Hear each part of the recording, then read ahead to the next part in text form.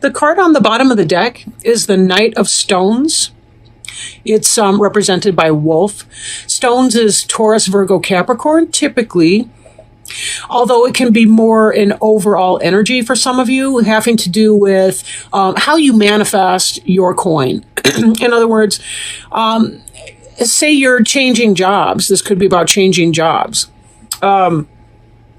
Moving from one place to another, but putting some energy, movement, travel, taking what you've learned and applying it in some way in the earth world. Earth being your material stuff, home, family, business, that kind of thing. Wolf does tend to represent for us our family life, like wolf pack, excuse me, kinship group, family at home, extended family. Bearing in mind that, at least in the U.S., we're having Thanksgiving this month. So for some of you, it could have to do with getting together with the family and celebrating Thanksgiving and some of the energy that's going to be coming from that.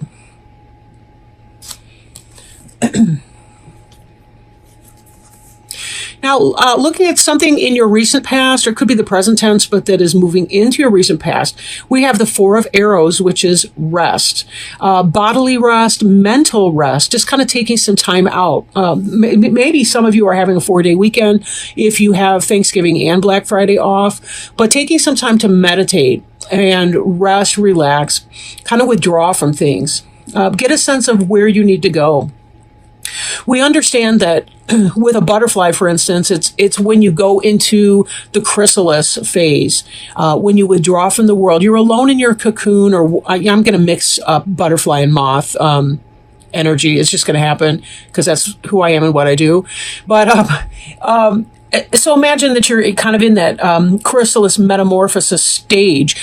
You've wrapped yourself with this silky crap or whatever, and now you're withdrawing from the world. There's a great deal of change, metamorphosis that's going on behind the scenes. And this is kind of you when you withdraw from things and take that time out and do some self-care, some rest, some relaxation. And then when you emerge, you have a better sense of what it is that you need in order for your ideas, your dreams to take flight. This is about refocusing and taking the time that you need, taking time out to be able to do that. So let's bring on board our next card that we see here, the Eight of Wands. Eight of Wands is hearth fire. For some, this could be physical symptoms like heart issues. It could be heartburn. The hearth is the center of the home and the family. For those of you that are in good health, positive health, hearth fire is about communication and lots of communication coming in. It's about travel. It's about the things that the family centers around for warmth, literally, physically. Symbolically, right? Going into that time of rest, spending time with the people that you love the most, right? Your home and your hearth fire people, your kinship group, your wolf pack. Now, some of the things that may come up for you when you're in this experience of rest or meditation, you may identify some areas which you need to clear. And so that's going to be consuming your thoughts a little bit. We have to be able to clear things out in order for new things to come in. I heard it put by another reader that if you are ordering, say, a new couch, you have to get rid of the old couch before you have space for the new one, right? It's that same kind of idea. You can't bring something new on if you are not going to have any space for it. So part of what we do here is we have to clear things. Aside from the damage that's going on in California, a burn, a forest fire, for example, is a great way to clear out old growth and make room for the new. In fact, there are even some plant species, some trees and all the rest, where they need the fire in order to crack open the nut and have the new generation be able to take root and to grow. That's not all of the plant species out that way, of course, but that is a necessary process. In fact, lightning used to start a lot of forest fires, wildfires, and so on. Now, we have human-made stuff, and sometimes we interfere with that process. What used to be a healthy, natural process, now we try to manage because we've got people living there and so on. So part of what you're going to be trying to do in your moment of rest, as you're experiencing all this communication, all this energy, all this travel, all this movement that's going to be coming in, part of what you're going to need to do is, how do I clear this out without burning people? But how do I profess my need for growth? How do I communicate my needs without burning other people? There's a balance to be found in that process. Right. We can say things without being harsh. We can say things in a positive way. It does take tact and skill, of course. And that's part of what this rest period is speaking to, is that, it's cooler minds will prevail is the expression, right? Meaning, keep yourself in check as you're thinking things through. There may be a better way to do it. Sometimes things get kind of chaotic around the holidays, and passions can flare up. Choose your battles. And do we have to win? Sometimes it's about, do I want to win this argument, or do I want to be happy within this? Now, be on the lookout for issues of balance, right? Issues of balance.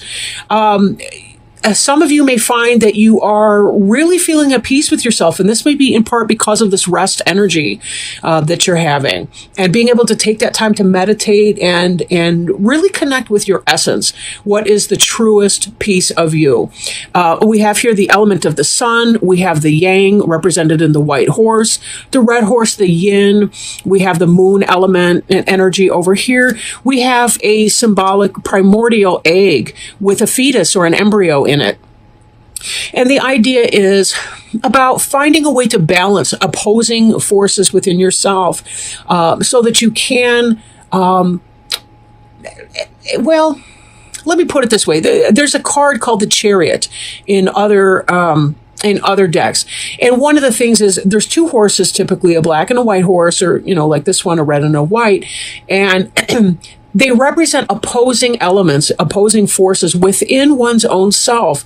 And it's about bringing those two together, hitching them to the same wagon, and harnessing those forces to move in a singular purpose or a singular direction, right? A lot of things that we have, for example, are just such socializing influences. There's healthy ways to do things, like say a kid's having anger management problems, you put them into some kind of sport where they can burn off some of their steam. Marriage is a healthy outlet for sexual appetites, right? So there's places we can do, we can take some of our more mysterious sides to ourselves, our shadow side, and we can try to find a way to express that need in a healthy social way. And that's part of what the card of balance teaches us. Now, the card of balance can be likened to yourself, the Gemini, in that here's a person with those conflicting dual natures, the twins, so to speak, more like fraternal twins, a brother and a sister than, identical twins. But it's the same type of energy here, trying to bring that forward, trying to find a balance within yourself that you can move forward in a singular purpose, in spite of the fact that some of you may be experiencing some conflict throughout that. Now, we see here again the same sense of a primordial egg in the moon card, front and center, right? We also see a lot of the wildness of nature. The moon can typically represent deceit, things that are hidden, things that may not be out in the clear, things that are a struggle. Right? Things that are a struggle to bring to light. In fact, one of the lessons of the wolf is that the wolf is not just a sweet domestic animal that is loving within its pack members and so on. It can also be very, very savage. And it's about the balance of these two impulses and trying to allow your more domesticated side to come forth in here. That's part of the socialization process, and that's part of what makes civilization work out, is that we have to temper some of our wilder, baser, more primeval senses to bring forward something that can live in a harmonious social system. I don't know where the hell I'm going with any of this. It's just kind of coming through, but whatever. There is some sense of a struggle, however. There's something that's on your mind that's sort of bothering you. Eight of Arrows can be the anxiety card, right? Anxiety, I must have told 100 clients this in my career. Anxiety has to do with when our thoughts, white horse, and our emotions, red horse, are at odds with one another. We tend to, well, oftentimes what can result is an anxious state. Look at the lack of color in the Eight of Arrows card. It's like black or white, whereas the Balance card is so harmonious and so lovely. Balance is also about healing. You'll notice the caduceus that's represented here with the horses, which is an old symbol of healing. But with the Struggle card, this can indicate some level of disconnect from reality, disconnect from self. And when we tie that back with the Moon card, there may be some level of deception, dishonesty, things that are not being said, things that are hidden. And an anxious struggle. If you're acting, if you're behaving, or thinking in a way that's at opposing forces to your emotions, it's going to be potentially this anxious state. You know, I think about anxiety and particularly panic attacks in a person when, if you're thinking one way, like I should, to be concrete, I've got clients that are in substance abuse recovery. And one of the things they'll tell me, oh no, I'm not having any cravings for any drugs or alcohol, but the reality is that their biological wiring has changed in their addiction.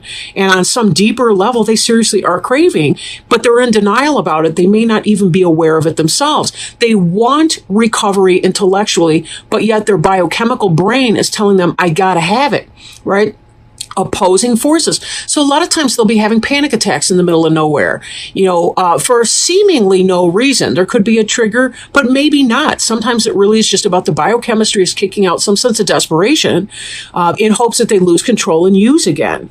It really is like having a foreign animal hijack your brain in a sense, right? That's one example. The other thing can be we love someone and yet we're really, really having a difficult time telling them something that's uncomfortable, right? Or it's hard for us to say something, that's, you don't want to say it to your family member because it's going to create a problem, but yet, you're trying to live maybe a fake or less than authentic life with around your family, especially around the holidays. Things just get so darn tight and tense. So there is a need to clear something away, something that's been creating potentially this anxious state within you. And this is about understanding what exactly that is, what that means for you. Being okay with the fact that you may not be the person that you intellectually hoped that you were. I think there's a place for every person where they have to realize that they fall short of their own expectations. But then we have to ask what that means, really. Five of Cups in this deck is about ecstasy. It's about ecstasy. Spiritual ecstasy, physical ecstasy. Cups is the suit of emotions and spirit. So in some way, this card is about the yes. Capital Y, capital E, capital S, 3 exclamation points, underlined several times, whatever kind of yes. Ecstasy that this entails. But that brings us back to this question, what exactly is going on under the surface here? Now, the moon can be some sort of a phase or a cycle that's going on. And we have here this challenge, the Two of Stones. This is a duality. These are battling bunnies, right? They are at a conflict. These are boxing hares. They are not having fun. They're not playing games. They're serious about this. There's some kind of battle that's going on. It's either in your external environment or it's in your internal world.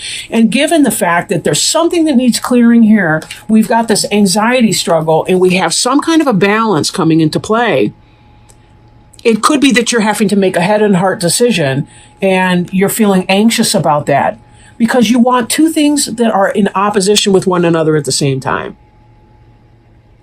I hate to put it like that. I mean, but it is what it is, right? And I don't want to stereotype signs either because every person can go through something like that.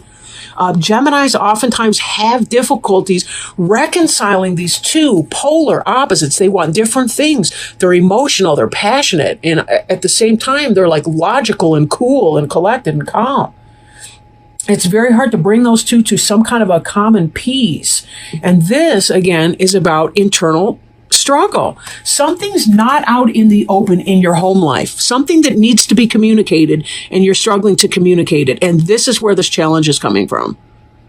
You're holding a lot in. You're not speaking a lot. It's all within this egg, and it needs to be hatched. What is it that you need to hatch open and talk about? What are you afraid of? What is creating some kind of an anxiety within you? We see coming up here too, this reflection card, which is a balance for this rest card. The reflection card also has the moon in it, right? And we saw the moon in the middle. So as I bring these out, we've got rest and reflection, the need to go within and determine and define your terms. What is it that you need? Where are your needs not being met? What do you need to see or to do? What do you need to let go of? What's a false belief that you're having about yourself or your situation or your life that is not making sense for you? Can you create some time for yourself to go within and see if you can't turn the ugly worm within into a great big beautiful butterfly? What would that take to be able to do that, to lift that up?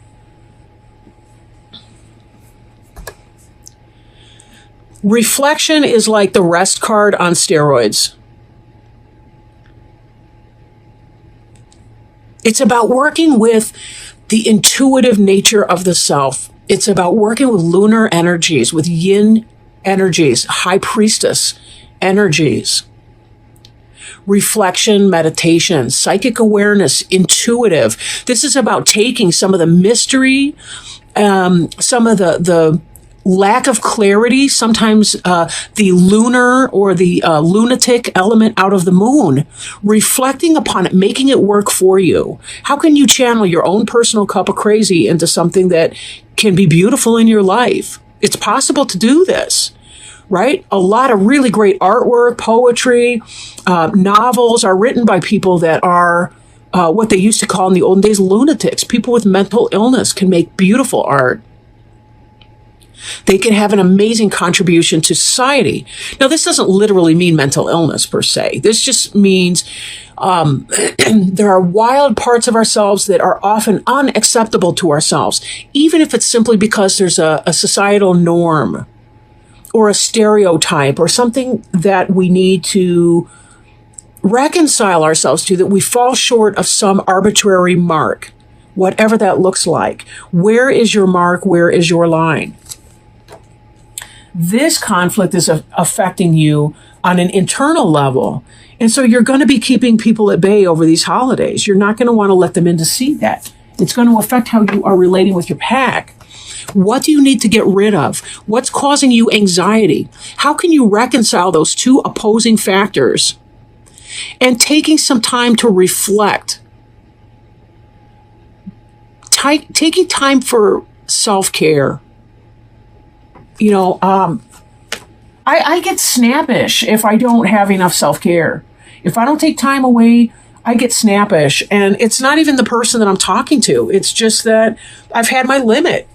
I've used up my words for the day. Now I need some space. I got to space out, put the headphones on, whatever the hell happens, right? It's a major arcana card, not surprising. And it's called the Hierophant. And the Hierophant was kind of like a high priest, can represent certain things. Let me read this to you. It's kind of long, but I think it's worth it. Honorable Lord Crane is the ancient symbol of spiritual justice and longevity. It is both a solar symbol and a herald for death. So here, just in the part about solar symbol and herald for death, we see the bringing together of the yin and yang energies, these balanced energies of polarity, right? And let me point out too, because it just now occurred to me, we also see a crane right here. Could be a heron, but it's a wading bird, clearly. Right here in the moon card that's come on board. And we also see it here in this reflection card. Now, this is a heron, this one here, a great heron. But heron and crane are very, very related. Okay, so let me stop interrupting myself rudely and moving on. It is a solar symbol and herald for death. This contrast is significant in that cranes teach the need for both life and death as part of the same process. Oh, and that's that butterfly again, the death of the worm or whatever to become this butterfly. Okay. Crane always heralds the end or change of old ways so that a new expression can be born within them. Being a wading bird, a crane moves between water and the land, earth and sky. Its movement between the worlds, between realms, and between times can help us learn how to draw upon our own innate waters, our intuitive faculty, awakening a freshness within tradition for new growth. In more ancient times, the hierophants, the priests and priestesses, were schooled in walking between the worlds with all that it implies. Oh, that's that reflection card again. Cranes reveal how past lives affect the present. They reveal how death is just a transition and not an end. They open doors between all worlds, realms, times, and traditions, stimulating new tangible spiritual experiences. Crane always awakens us to the ancient ones, the beings of spirit in the various spiritual realms, including that of the fairy. Now is the time to draw upon ancient teachings and to find ways of re-expressing them within the modern world and within your current life. The crane, because of its link between worlds, awakens past lives, reveals how ancient we truly are, and how the past is affecting our present. It heralds a new understanding of life issues and of sacrifices we have made or are making by revealing our karma and how the laws of spiritual justice are at play within our life. The crane often lays 2 eggs in the wild, but usually only rears one. The parents are very secretive in rearing their vulnerable one.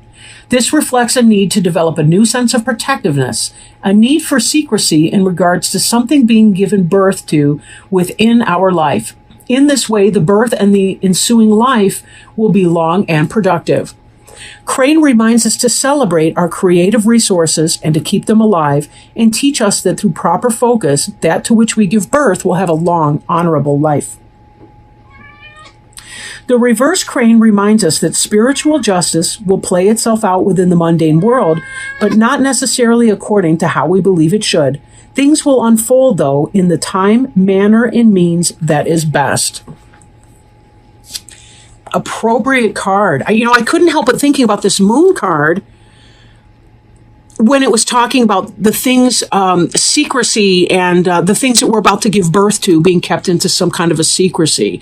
And again, it kind of ties back to this something that's about to be hatched, and trying to identify what exactly that is in your life. Sometimes we don't want to foreshadow our moves by telling everybody what we're up to until we get to the point where we're ready to do that, launching our new product idea, our new business, our new service that we're providing that fills some kind of a niche that's been overlooked so far. There's a reason for that type of secrecy. So whatever it is that you're doing, be very careful that you're taking time for yourself, doing your self-care, that you are listening to your wisest self, your best impulses, your wisest self, and instead of neglecting or rejecting the parts of you that may not fit somebody else's idea or even your own internalized idea of what you have to be, allowing yourself to celebrate all the parts of yourself, the sunshine parts and the shadow parts alike. Trust that you will be able to bring them forth in the best and healthiest manner for everyone involved.